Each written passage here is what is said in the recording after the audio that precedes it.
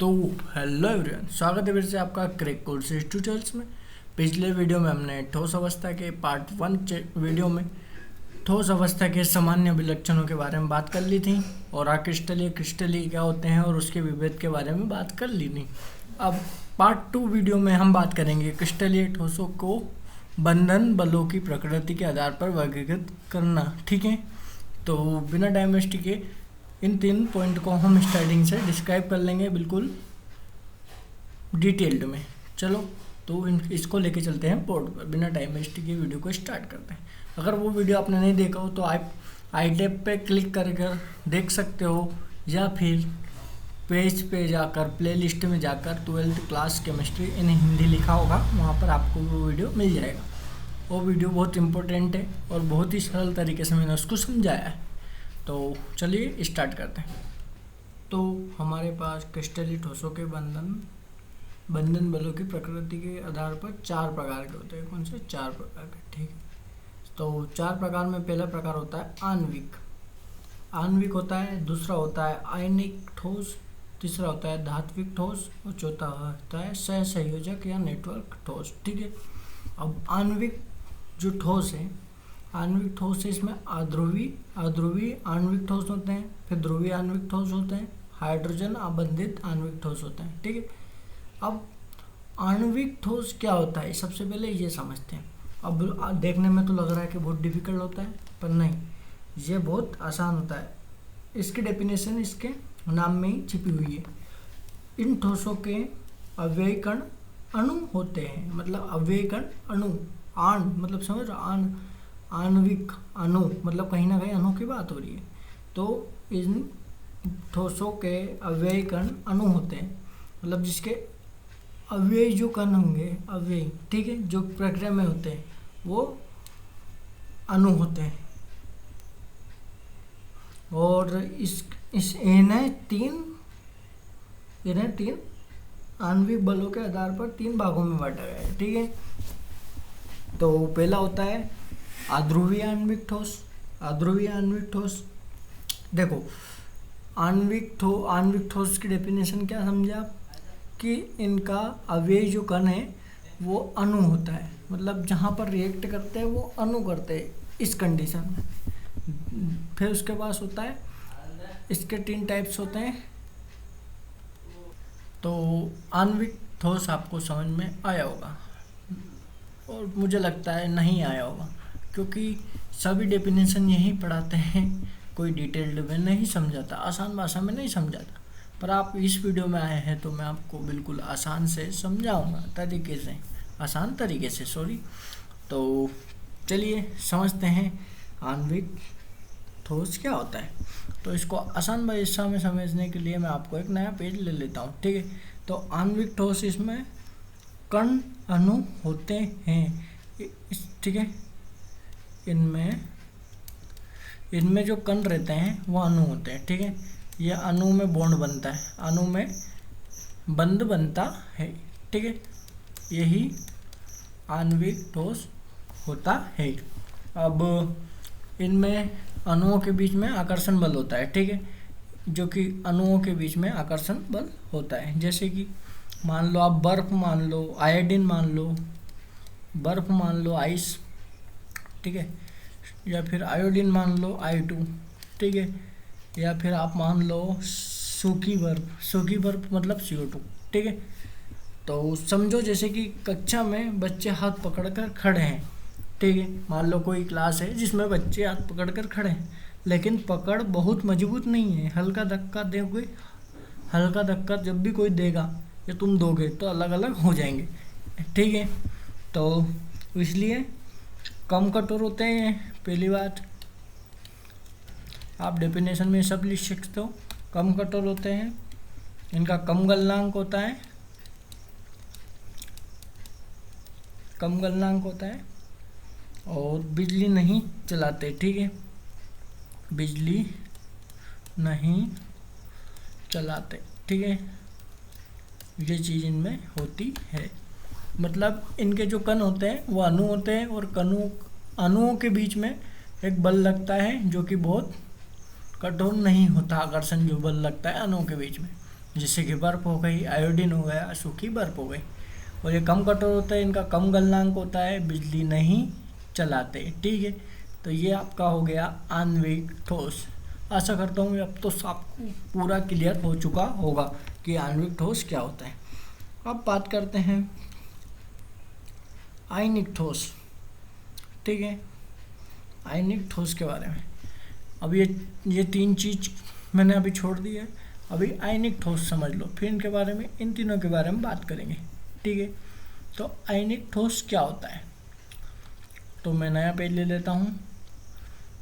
आयनिक ठोस, ठीक है। अब आयनिक ठोस में आपको कहीं ना कहीं समझ में आ रहा होगा, पहला आणविक था तो अणुओं के बीच में होगा, और आयन है मतलब प्लस और ऋण आयन के बीच में होगा, तो कहीं ना कहीं बंद। ठीक है, तो इसमें होता है धनायन मतलब प्लस और ऋण आयन। ठीक है, और ऋण आयन से मिलकर बनते हैं ये, मान लो उदाहरण मान लो NaCl माइनस है या प्लस है। ठीक है, फिर मान लो MgO, ठीक है, प्लस है माइनस है। इस प्रकार से धन आयन और ऋण आयन मिलकर बनाते हैं। जैसे कि चुंबक, जैसे मान लो चुंबक है कोई सी, ठीक है, ये चुंबक है, इसका ये नॉर्थ पोल है, साउथ पोल है। ठीक है, पोल एक दूसरे को आकर्षित करते हैं। ठीक है, मान लो यहाँ पर ये नॉर्थ पोल है, ये साउथ पोल है, अगली चुंबक। ठीक है, तो ये इसको अट्रैक्ट करेगी, ये दोनों, है ना। अगर ये यहाँ पर ये साउथ पोल होता तो ये इसको भगा देती, समझ रहा हूँ, तो ये एक दूसरे को अट्रैक्ट करेगी। तो ये क्या होता है, इससे समझ में आ रहा है आपको, अट्रैक्ट करेगी मतलब दो चुंबक आपने जब चिपकाई होगी तो एक सिरा तो बहुत जल्दी चिपक जाता है, पर दूसरा सिरा दूर भगाता है। ठीक है, तो वो प्लस माइनस धनायन और ऋणायन के कारण होता है। तो ये आयनिक बंध धनायन और ऋणायन से मिलकर बनता है। ये बहुत कठोर होता है। ठीक है, कठोर होता है, कठोर होता है, लिख लेना पॉइंट में। भंगुर होते हैं, भंगुर होते हैं मतलब भंगुर, ये भंगुर क्या होता है भैया, भंगुर होते हैं मतलब जल्दी टूटते हैं। ठीक है, जल्दी टूट जाएंगे, अगला कुछ मिला इनको तो। ठोस अवस्था में बिजली नहीं चलाते। ठीक है, जब भी ठोस रहते हैं तब बिजली नहीं चलाते, लिक्विड में चलाएंगे पर ठोस में नहीं चलाएंगे। ठीक है, बिजली नहीं चलाते, पिघलने पर बिजली चलाते हैं, बिल्कुल मैंने बोला ठोस में नहीं चलाएंगे मतलब पिघलने पर चलाते हैं। ठीक है, पिघलने पर बिजली चलाते हैं। ठीक है, लिख लेना आप, ये पॉइंट मैं बोल रहा हूँ आप लिखते हैं ना। जैसे कि नमक को हथौड़ों से मारोगे तो टुकड़े टुकड़े हो जाएंगे। ठीक है, मान लो नमक को हथौड़ों से मारोगे तो क्या होगा, टुकड़े टुकड़े हो जाएंगे। ठीक है, अब बात करते हैं हम अगला हमारा टॉपिक के बारे में, जो कि है धात्विक ठोस। अब धात्विक ठोस क्या होता है भैया, तो यहाँ पर हम आते हैं धात्विक ठोस। अब धातुओं के बीच में कहीं ना कहीं बल लग रहा होगा तो इसको धात्विक ठोस कहते हैं। ठीक है, तो अब इससे क्या समझोगे, तो धातुओं के बीच में कहीं ना कहीं बल लग रहा है इसलिए धात्विक ठोस कहते हैं। सभी धातुएं इसी श्रेणी में आती हैं। ठीक है, जितनी भी धातु आप देखते हो वो सारी इसी श्रेणी में आती है। ठीक है, और जैसे कि मान लो आप लोहा मान लो Fe, लोहा मान लो, तांबा मान लो, ठीक है, तांबा मान लो Cu, और आप चांदी मान लो Ag मान लो, है ना, फिर सोना मान लो Au। जो भी आप मानोगे, सभी जो भी धातु है आज तक आपने देखी है डिस्कवर होगी, वो सभी धात्विक ठोस में आएगी। मान लो धनात्मक आयन एक जगह खड़े हैं, है ना, सुनना, धनात्मक आयन एक जगह खड़े हैं और उनके चारों ओर मुक्त इलेक्ट्रॉन का समुद्र है, इसे इलेक्ट्रॉन सी मॉडल कहते हैं। ठीक है, क्या कहते हैं, मान लो धनायन खड़ा है ये वाला, ठीक है, इसके आसपास दूसरे ऋण आयन मुक्त इलेक्ट्रॉन है। ठीक है, मुक्त इलेक्ट्रॉन कोई खड़ा है, अब जरूरी नहीं कोई सा भी इलेक्ट्रॉन हो सकता है, तो इसे इलेक्ट्रॉन सी मॉडल कहते हैं। ठीक है, इसे इलेक्ट्रॉन सी मॉडल कहते हैं, इलेक्ट्रॉन सी मॉडल।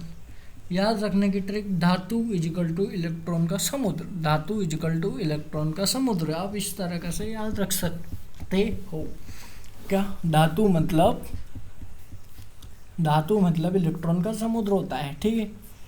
अब ये बिजली के अच्छे चालक होंगे, आपको पता ही होगा बिजली के अच्छे चालक है। तो यहाँ पर बिजली लिखना, पॉइंट आप लिखते जाना, मैं बोलता जाऊँगा। अच्छे चालक हैं, ठीक है। यहाँ पर बोलता जा रहा हूँ मैं, लिखता नहीं रहा हूँ, इतना लिखना पॉसिबल नहीं है मेरे लिए, ठीक है। ऊष्मा के अच्छे चालक हैं, ऊष्मा के अच्छे चालक है, ये भी आप नोट करो पॉइंट।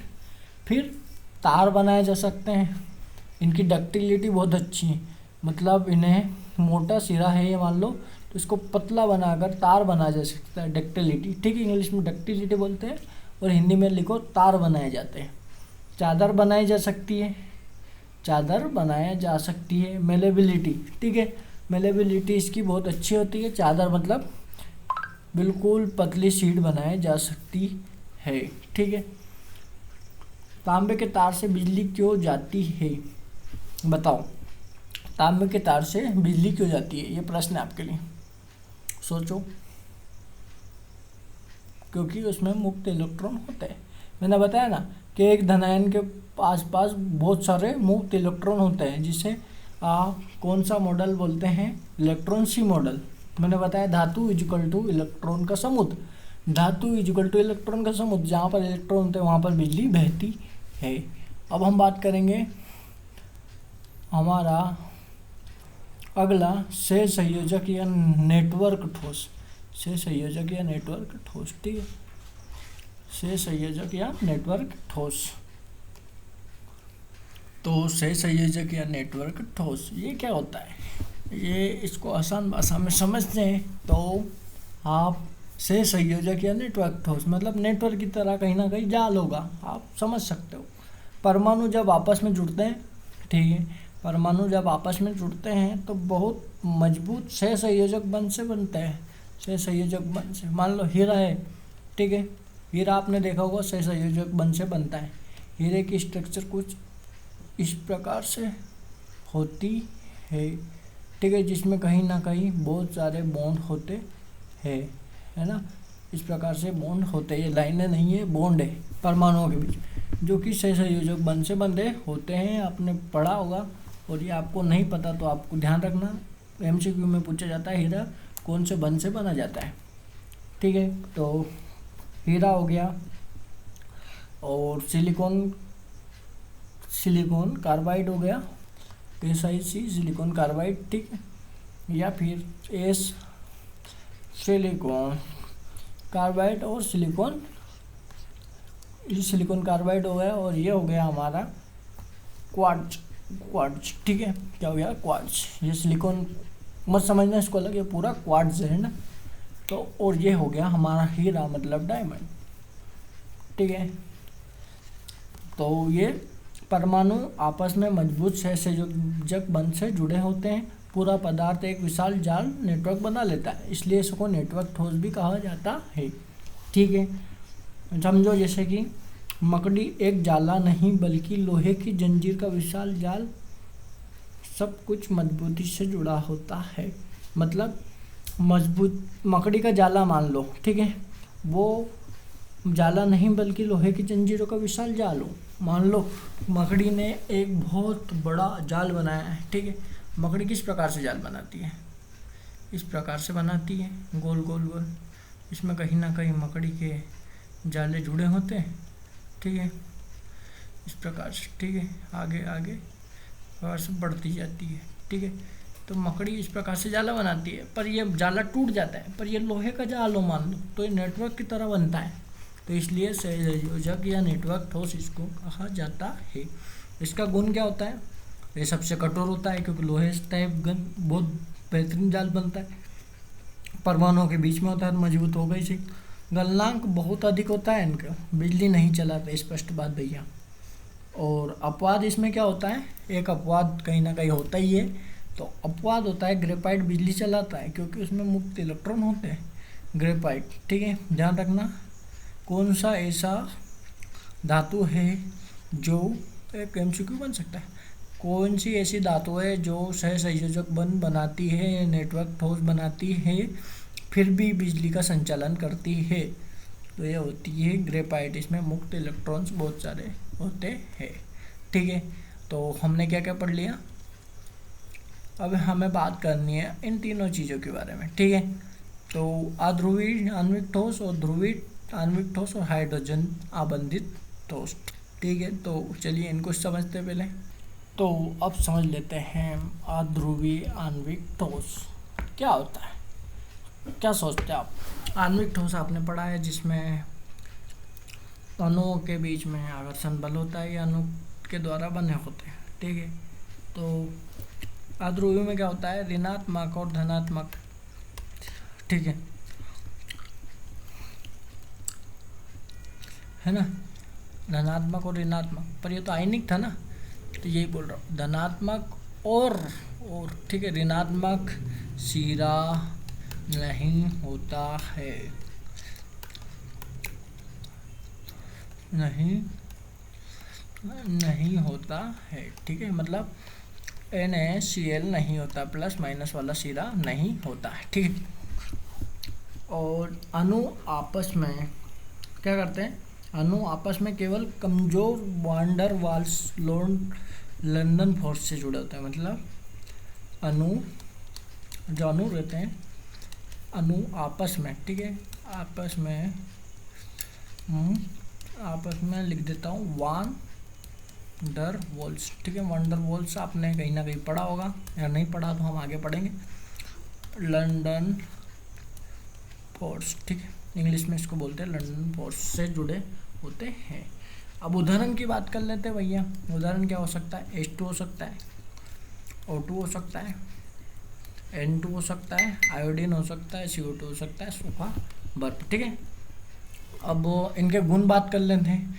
गुण आप ये लिखते जाना सब में ना, आपको यहाँ पर जितना पॉसिबल नहीं है कि मैं लिख के बताऊँ। वीडियो काफ़ी 17 मिनट का हो चुका है, तो आप लिखते जाना फटाफट। मैं इनके गुण बताता जा रहा हूँ, गुण क्या है, ठीक है, गुण बता रहा हूँ, लिखते जाना। बहुत नरम होते हैं, बहुत कम गलनांक होता है, कम गलनांक, ठीक है। तो यह प्रॉपर नहीं लिखा रहा, कम गलनांक समझ जाना। बिजली नहीं चलाते, बिजली नहीं चलाते, ठीक है। और मान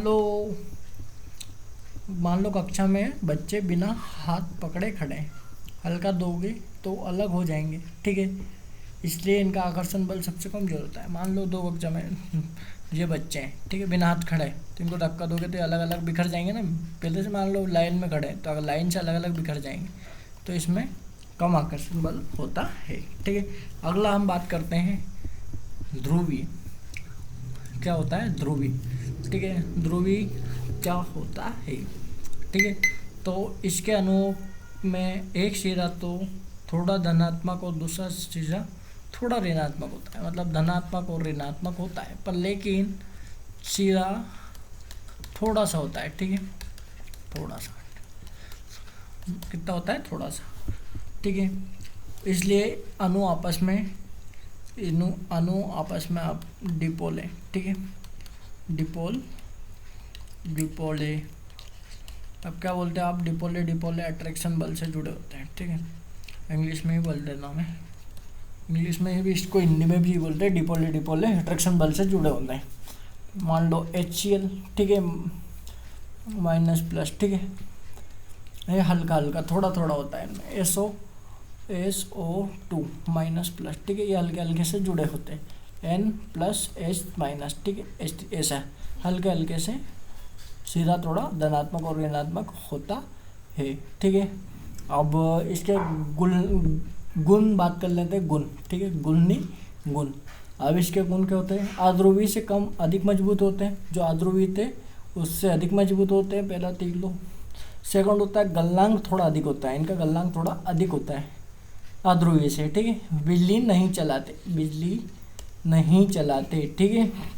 और जैसे 2 छोटे चुंबक एक दूसरे को आकर्षित करते हैं, ठीक है, लेकिन वापस अलग भी हो जाते हैं। 2 चुंबक को आपस में जोड़ोगे, वापस हाथ से खींच लोगे, अलग हो जाएंगे, ठीक है। और हम बात करते हैं, अगला हमारा है जो कि हाइड्रोजन आबंधित आणविक बल। हाइड्रोजन आबंधित आणविक बल, ये क्या होता है भैया, जब HFON से जुड़ता है, ठीक है। जब H जो होता है, ये वाला H इन तीनों से जुड़ता है, ये याद रखना, इन तीनों से जुड़ता है, FON से H है ना, तो बहुत मजबूत हाइड्रोजन बॉन्ड बनता है, हाइड्रोजन बॉन्ड बनता है, ठीक है। जैसे कि H2O बर्फ मान लो, HF मान लो, NH3 मान लो, ठीक है, ये हाइड्रोजन बॉन्ड बन रहा है। तो इसके गुण डायरेक्ट डिसाइड कर लेते हैं, उदाहरण मैं आपको दे ही दूंगा अभी। इन तीनों से जुड़ता है जब हाइड्रोजन FON से, ठीक है। तीनों में सबसे मजबूत होता है, तीनों में सबसे मजबूत होता है ध्रुवीय अध्रुवीय से, गलनांक सबसे अधिक होता है इनका, अपेक्षाकृत कठोर होता है। मान लो बच्चे हाथ नहीं बल्कि रस्सी पकड़ कर खड़े हैं, अब उन्हें अलग करना मुश्किल है। मान लो वो रस्सी पकड़े बहुत ज़ोर से एक लाइन में, ठीक है, ये बच्चा ये बच्चा ये बच्चा, तो इनको अलग करना बहुत मुश्किल है, ठीक है, यही है।